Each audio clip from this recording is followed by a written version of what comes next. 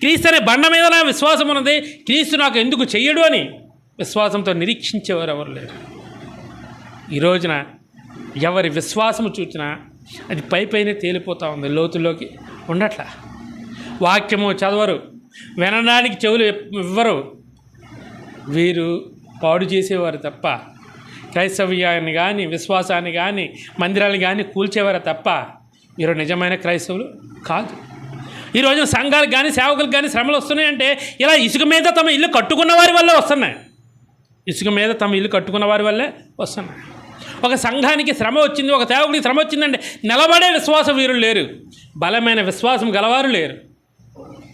ఏదో వస్తున్నాం వెళుతున్నాం, ఏదో దండం పెట్టుకుంటున్నారు తప్ప వారి యొక్క బలమైన విశ్వాసము క్రీస్తునే బండ మీద ఉన్నదో లేదో అని చూచేవారు ఎవ్వరూ లేరు.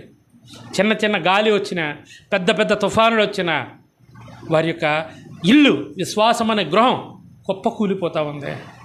అదే వచనాల్లో దేవుడు చెప్తున్నమాట, వారి పాటు గొప్పది.